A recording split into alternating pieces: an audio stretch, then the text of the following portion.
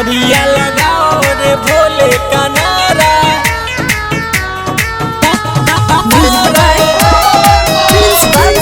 देखो गूंज रहा है जग सारा, देखो गूंज रहा है जग सारा। सावन के पावन महीना आए, भक्तों के मन में है खुशियाँ छाए। सावन के पावन महीना आए, भक्तों के मन में है खुशियाँ छाए। तेरे दर पे हुए हैं सब खड़ा, कांवरिया लगाओ रे भोले का नारा। देखो गूंज रहा है जग सारा, कांवरिया लगाओ रे भोले का नारा।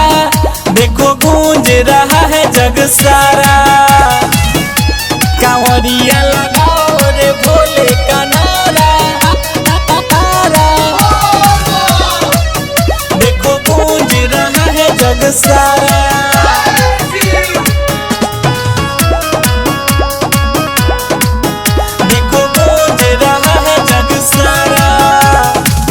हम दीवाने हैं महाकाल के, हम दीवाने हैं महाकाल के।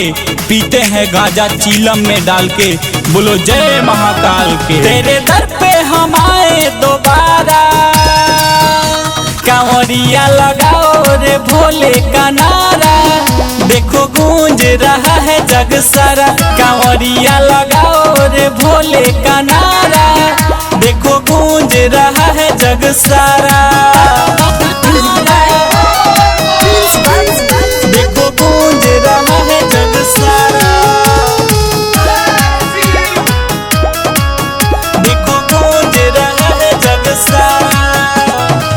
राजन दर्शन तेरे पाने को आए, सुनील दर्शन तेरे पाने को आए।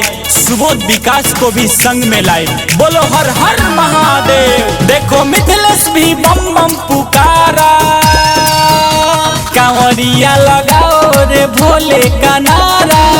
देखो गूंज रहा है जग सारा, कांवरिया लगाओ रे भोले का नारा। देखो गूंज रहा है जग सारा। सावन के पावन महीना आए, भक्तों के मन में है खुशियाँ छाए। तेरे दर पे हुए हैं सब खड़ा, कांवरिया लगाओ रे भोले का नारा। देखो गूंज रहा है जग सारा, कांवरिया लगाओ रे भोले का नारा। देखो गूंज रहा है जग सारा। देवा रिकॉर्डिंग स्टूडियो दिघवा दुबौली।